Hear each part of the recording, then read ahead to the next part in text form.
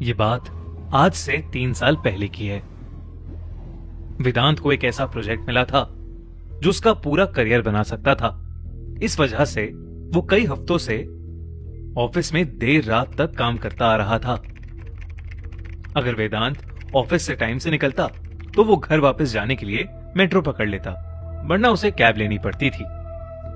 उस दिन वेदांत की बदकिस्मती थी कि उस सर्द नवंबर रात को वो टाइम से निकला और नोएडा की तरफ जाती हुई आखिरी मेट्रो में चढ़ गया। जब वो स्टेशन पहुंचा तो ट्रेन के दरवाजे बंद हो रहे थे। मेट्रो की अनाउंसमेंट स्टेशन के स्पीकर्स पर बजी और वो ट्रेन की तरफ तेजी से दौड़ा। इतनी ज्यादा ठंड थी कि उसकी सांस भाप के रूप में उसके मुंह से निकल रही थी। हांफते हुए वो सबसे पास वाले डब्बे में आ गया। मेट्रो के दरवाजे उसके ठीक पीछे बंद हुए और वो हड़बड़ाकर सामने वाली सीट पर जाकर बैठ गया। वेदांत की सांस अब भी फूल रही थी कि मेट्रो एक हल्के झटके से चल पड़ी। मेट्रो ने धीरे धीरे रफ्तार पकड़ी और वेदांत ने नोटिस किया कि वहां सिर्फ वही था।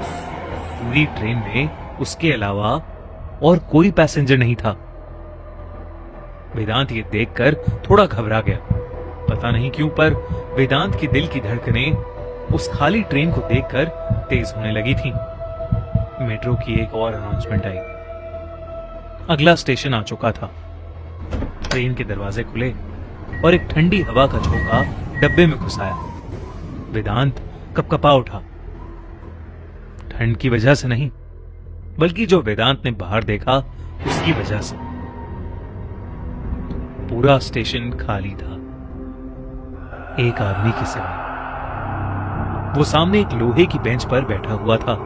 वो अधेड़ उम्र का था और उसने जीन्स और एक जैकेट पहनी हुई थी।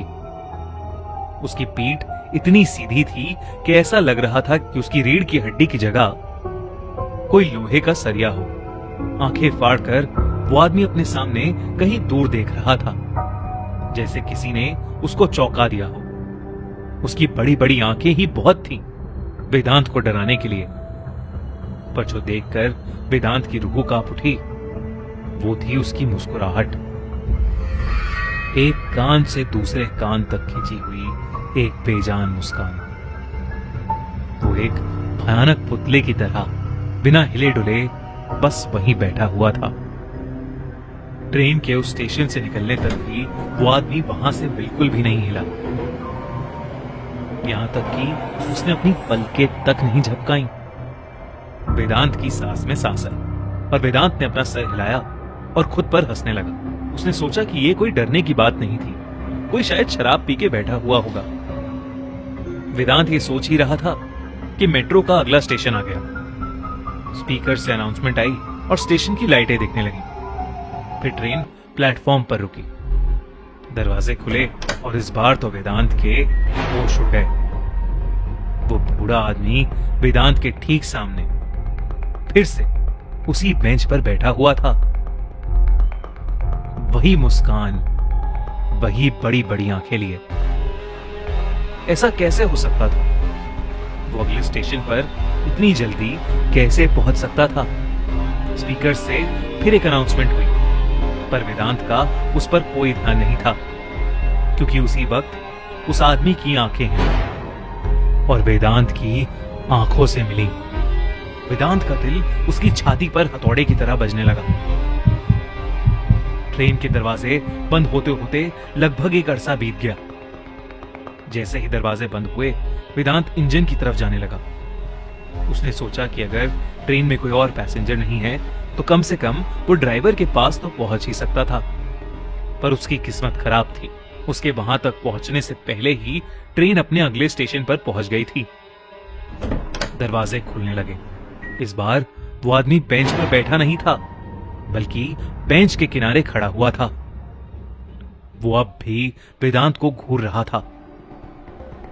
एक बार फिर मेट्रो की अनाउंसमेंट आई और दरवाजे बंद होने लगे। इस बार वेदांत अगले स्टेशन से पहले ड्राइवर के कंपार्टमेंट तक पहुंच गया और लोहे की उस दीवार पर जोर से अपने हाथ मारने लगा।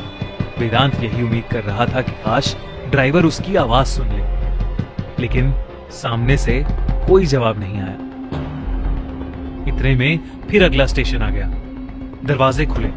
उस प्लेटफॉर्म की लाइटें धीमी थीं। पूरी दिल्ली कोहरे से ढकी हुई थी।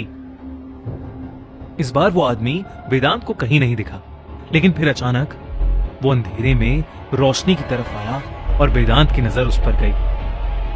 वेदांत अब काफी ज्यादा डर चुका था। उसे समझ नहीं आ रहा था कि उसके साथ ये क्या हो रहा है।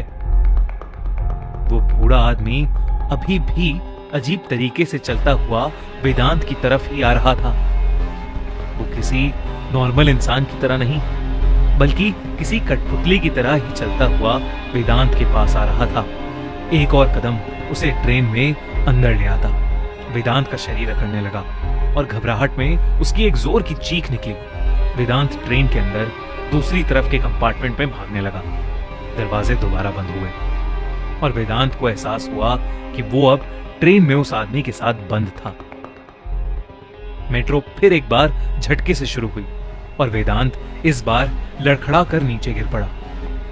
जब वेदांत ने उठने की कोशिश की तो उसने अपने पीछे कुछ ऐसा देखा जो आज तक उसकी याददाश्त में छपा हुआ है। ट्रेन जोरों से हिल रही थी। वो आदमी वेदांत की तरफ अजीबोगरीब तरीके से चलते हुए आ रहा था और जहां वेदांत गिरा था उस कंपार्टमेंट की सारी लाइट्स फ्लिकर कर रही थीं। वेदांत को ऐसा लगने लगा कि उसके साथ कुछ बहुत बुरा होने वाला है।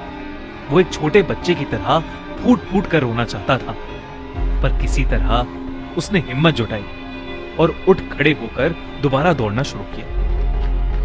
वो ये सोच रहा था कि अगर वो ट्रेन के एंड तक पहुंचा तो फिर उसके आगे क्या? क्या वो डरावना आदमी उसे पकड़ लेगा और फिर क्या वो उसे मार डालेगा? वेदांत भागते भागते आखिरी डब्बे में पहुंचा। उसने अपने साइड में देखा कि अगला स्टेशन भी आ चुका था। वेदांत ने पीछे मुड़कर देखा तो आदमी अब वेदांत के बेहद पास था। उस डब्बे की भी लाइट्स जल बुझ करना शुरू हो गईं। ट्रेन धीरे हुई, लेकिन मेट्रो के दरवाजे अभी भी खुले नहीं थे। वो आदमी अब वेदांत के चेहरे के पास आ गया था। वेदांत ने ट्रेन के शीशे को पीटना शुरू कर दिया। उस आदमी ने वेदांत का चेहरा पकड़ लिया और एक बार फिर से वो भयानक मुस्कान उसके चेहरे पर वापस आ गई। ये सब अपने साथ होता देख वेदांत सुन्न पड़ गया। लेकिन तभी ट्रेन के दरवाजे खुलने शुरू हो गए। थोड़ी सी जगह मिलते ही वेदांत ने अपने आप को बाहर खींचा और सीढ़ियों की तरफ भागने लगा। उसने मुड़कर अपने पीछे भी नहीं देखा, बस भागता रहा। झाड़ू लगा रहे मेट्रो के एक कर्मचारी और 2 पुलिस वालों के लिए भी नहीं रुका।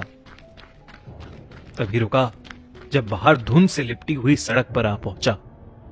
जब उसके फेफड़ों में सांस आई तो वेदांत ने आखिरी बार ऊपर मेट्रो स्टेशन की तरफ देखा।